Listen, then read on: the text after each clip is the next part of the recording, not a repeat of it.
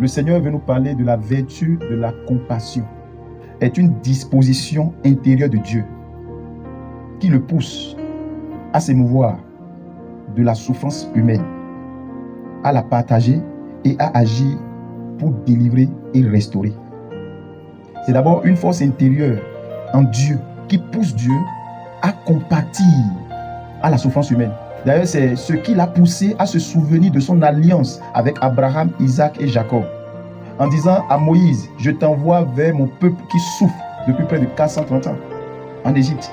Dieu s'est souvenu de son alliance, il a eu compassion d'eux dans la souffrance et il a envoyé un libérateur. Alléluia.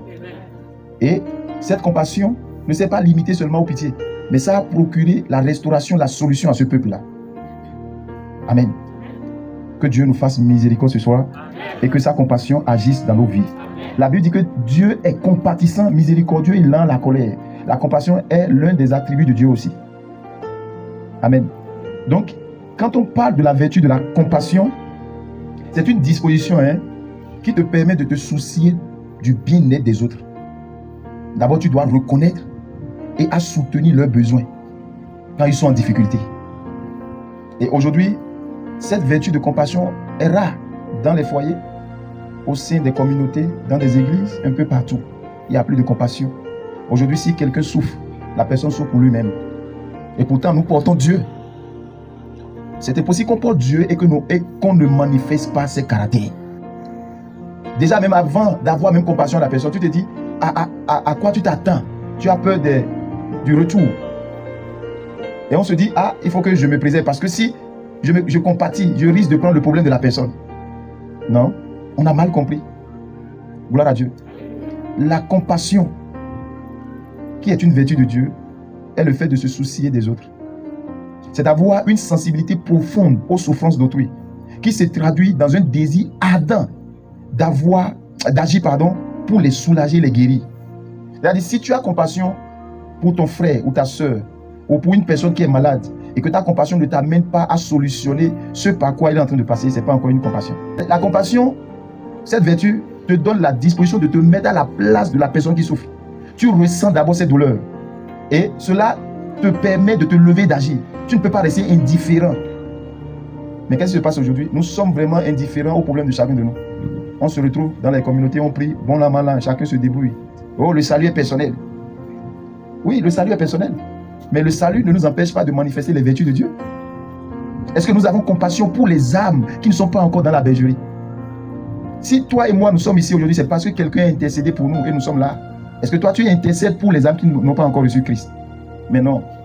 Nous venons, c'est pour nous qui est important et nous grandissons. Tout ce que nous voulons là, que Dieu nous fasse grandir, c'est fini. Bien aimé, c'est pas fini. On a été sauvés pour sauver. Est-ce que nous nous soucions des personnes là avant de parler? Si tu as la compassion, si la vertu de la compassion t'anime, avant de parler, de médire, ce serait difficile. Parce qu'au travers de cette vertu de la compassion, tu as déjà ce qu'on appelle la crainte de Dieu. Comme nous l'avons dit hier. C'est parce qu'il n'y a pas la crainte du Dieu que nous servons que le monde ne nous respecte pas. Il trouve que nous sommes des plaisantins. Nous qui devons donner ce bon exemple, nous sommes des personnes qui font des choses qui ne sont pas bonnes à entendre. Tout simplement parce que nous refusons de nous conformer, de nous adapter et de se soumettre à la volonté de Dieu, au commandement de Dieu. Dans un couple, s'il n'y a pas la compassion, le foyer ne peut pas durer. Gloire à Dieu. Est-ce que tu participes aux douleurs de ton mari, de ta femme, de tes enfants, de ton père spirituel, de tes enfants spirituels? La compassion t'amène à chercher des solutions et non à condamner. Mais qu'est-ce que nous faisons aujourd'hui? On est insensible à la souffrance des gens. Aujourd'hui maintenant, voir un enfant de Dieu donner de l'argent, c'est difficile. Il va dire que s'il lui donne l'argent là, on va prendre l'argent là pour le nuire, le détruire. Et ce message est sorti. Et les enfants de Dieu aujourd'hui sont incompatissants. Ils compatissent pas à leurs parents qui les ont gardés. Et on leur dit, n'envoyez pas l'argent au village. Si vous envoyez l'argent, ils vont prendre l'argent là pour vous détruire vos promesses. Est-ce que vous savez ce que vous dites? Toi en Christ, où tu as la crainte de Dieu et les anges campent autour de toi. Toi, tu vas envoyer ton argent et tes parents vont te détruire. Des enfants de Dieu, que Dieu fait grâce pendant qu'ils prient. Et ils ne compatissent pas pour leur père, leur maman biologique. Au niveau, dans des églises, c'est eux qui vont acheter voiture au prophète, au pasteur. Pendant ce temps, leur maman est en train de chercher 10 000 francs pour prendre. 10 000 même, c'est trop. 500 pour manger. Est-ce que nous compatissons réellement ou bien nous faisons semblant de compatir? Vous voyez, dans ce passage, vous allez voir que la compassion était la nature de Jésus-Christ. Jésus, quand il était ému de compassion, il apportait automatiquement la solution à ce dernier. Ému de compassion, voyant la foule qui avait faim, il les fait asseoir. Il dit, vous avez quoi? Il a multiplié les pains et les poissons. Vous voyez la compassion? Sans la compassion, il n'y a pas un déclenchement de miracle et de puissance de Dieu. La base du miracle, c'est la vertu de la compassion. Voilà pourquoi, si tu n'as pas la compassion, tu ne peux pas être un docteur ou sage-femme. Est-ce que tu comprends? Est-ce que tu te mets à la place des autres ou tu ne penses qu'à toi-même? Si nous nous mettons réellement à la place des personnes qui n'ont pas Christ, qui n'ont pas Jésus, nous n'allons pas nous taire. Nous allons témoigner de la grandeur de Dieu qui nous a fait la grâce de connaître Jésus, d'avoir Jésus. Mais nous les condamnons. Nous condamnons les prostituées. Nous condamnons ceux-là qui tuent encore des moutons sur les autels. On les condamne. On leur dit, oui, vous irez en enfer. Tu as oublié que toi aussi, tu étais parmi eux et que la grâce t'a été donnée. Pas plus compassion. Par la compassion de Dieu, les problèmes auxquels nous sommes soumis partiront. Parce que Dieu participe à nos douleurs. Si Dieu participe à tes douleurs, toi, est-ce que toi, tu le fais de même? C'est de ça qu'il s'agit. C'est rien que des jugements arbitraires dans des églises, sur les montagnes. Je vous ai dit, la montagne, c'est le lieu où on vient recevoir des instructions d'Élohim. Enfants pour qui Dieu a payé un prix énorme en sacrifiant son fils Jésus à la croix. Ces mêmes personnes se rétrogradent sous prétexte qu'un pasteur les a déçus, un frère les a déçus, une soeur les a déçus. Mais qu'est-ce que nous faisons comme ça? Quand tu es sans pitié pour ton mari, tu veux qu'il y ait la paix comment?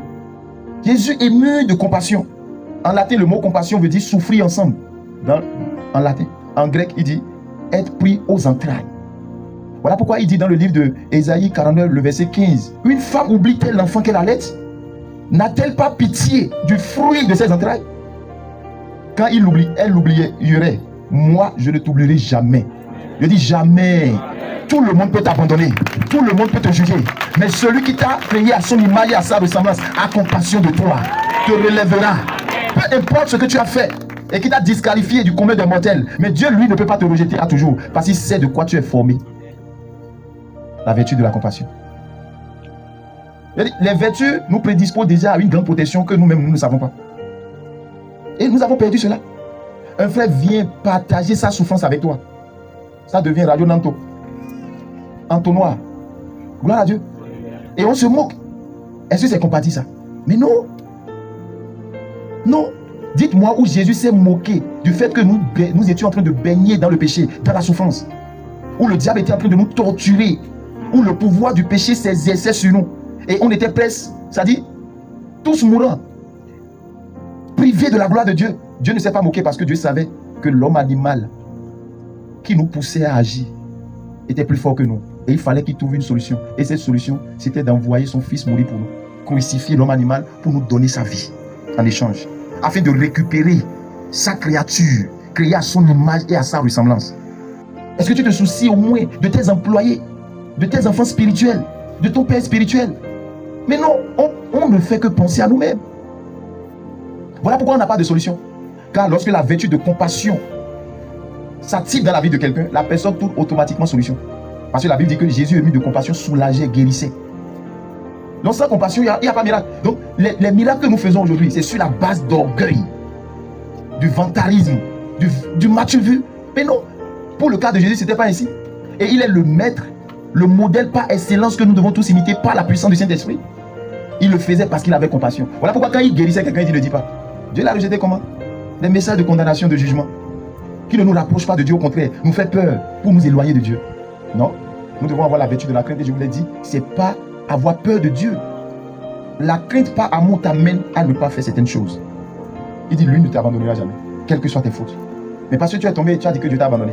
Oh, parce que telle personne t'a fait tout, tu dis, bon, moi je suis fatigué de l'église. L'église t'a fait quoi? Pas abus de langage. L'église t'a fait quoi? L'église n'est pas Jésus. C'est toi-même l'église. Jésus ne t'a rien fait.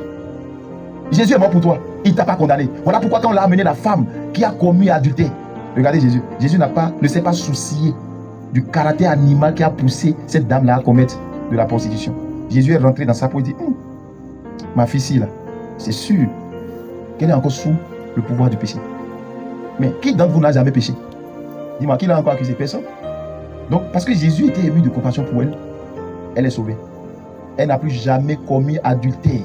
Mais pourquoi toi aujourd'hui tu reçois Jésus et après tu rétrogrades? Nous sommes vraiment hypocrites, que Dieu nous ait dit. La compassion a disparu. Et aujourd'hui, chacun se préfère, chacun dans son coin. Et le dernier jour sera difficile. Hein?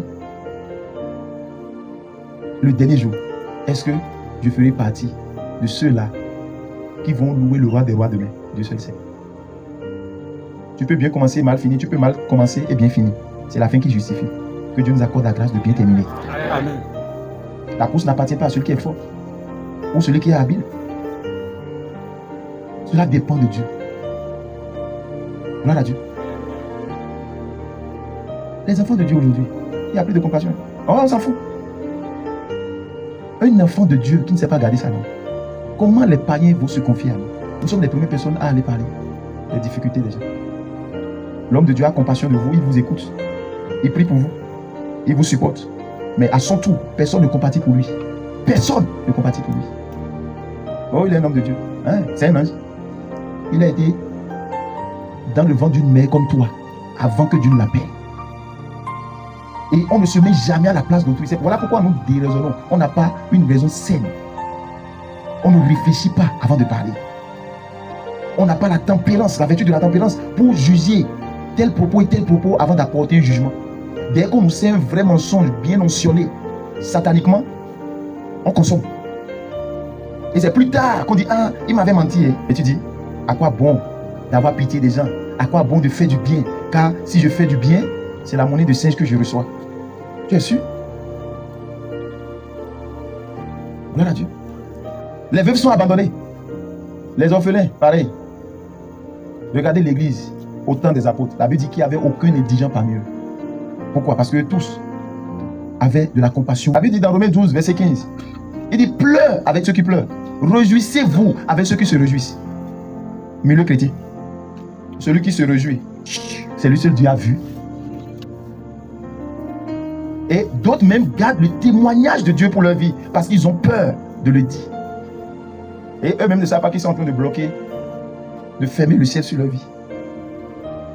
Alléluia. Gloire à Dieu. Est-ce que tu pleures avec ceux qui pleurent? Si quelqu'un est en train de pleurer, tu dois aller chercher la cause de ses pleurs pour se moquer. Tu dois te réjouir avec ceux qui se réjouissent. Je n'ai jamais vu Jésus faire du bien quelque part et quelqu'un l'a rendu une monnaie de singe, comme on le dit souvent. Vous avez vu ça? Qui est notre modèle? N'est-ce pas lui? Gloire à Dieu. C'est pourquoi quand tu as la vertu de la compassion, c'est fini. Quand tu as compassion, le pardon devient facile. Des rancuniers que nous sommes. Même le monde n'est pas rancunier comme ça. Je ne sais pas si c'est dû à la pauvreté ou bien le fait qu'on ne mange pas tous les jours. Sans toi, le verset 8. Est-ce que nous avons compassion? Gloire à Dieu. Il dit, l'Éternel est miséricordieux et compatissant, lent à la colère et riche en bonté. Oui. Mais comment notre Dieu est comme ça et nous ne ressemblons pas à notre Dieu? Il est lent à la colère. Il est compatissant. Et c'est à cause de sa compassion que les enfants d'Israël ont été libérés. Parfois, Dieu a compassion de nous et il nous envoie le Sauveur, le Libérateur. Et notre homme animal s'élève et attaque le bienfaiteur. Combien d'entre nous ici, on n'a pas rejeté et tué ceux que Dieu nous a préparés pour nous élever? Oh Seigneur, aie pitié de moi. Envoie-nous un libérateur. Envoie-nous un libérateur. Sauve-nous. Qui va me conduire? La Bible dit que Jésus était ému de compassion parce qu'il voyait que le peuple n'avait pas un berger pour les conduire. Et Dieu envoie maintenant un berger. Et il dit non, lui là, c'est un magicien. Dieu, celui que tu envoies là, c'est un magicien. On l'a vu sous la mer. Je ne sais pas avec quelle loupe. Et regarde ce que Dieu dit. C'est pourquoi, si vous manifestez les vertus, vous les comprenez profondément, vous serez à l'aise. Vous serez des personnes très puissantes sur la terre, inébranlables. Le verset 13 du même psaume, hein, écoute ce que le psaume dit. Comme un père a compassion de ses enfants. Tu ne vas pas souffrir pour toujours. Non, non, non, non, non. Le désert va prendre fin. Amen. Dieu aura compassion de toi comme un père a compassion de ses enfants. Amen. Donc tu dois persévérer dans la foi. Tu ne dois pas regarder à quelqu'un. Alléluia. Il dit comme un père a compassion de ses enfants. L'Éternel a compassion de ceux qui le craignent. Ah, il a bien précisé. Hein. Il a été bien précis Dieu a compassion de ceux qui le craignent. Il n'a pas compassion de ceux-là qui méprisent leur prochain. Non, non, non, non, non. C'est des lois, c'est des principes. Parce que celui qui craint Dieu, on l'a dit dans le livre de Psaume 34, le verset 8. L'ange de l'Éternel campe autour de ceux qui le craignent et il les arrache au danger. Tu ne vas jamais heurter un danger. Dieu t'arrache tous les jours du danger. Mais parfois, puisque nous ne voyons pas dans le règne de l'esprit, ça porte à croire que Dieu ne nous fait rien. Et pour nous montrer son amour là, il nous fait subir certaines choses pour que nous sachions qu'il est toujours là avec nous. La compassion. La compassion. Il n'y a plus, hein? On a perdu cette vertu là.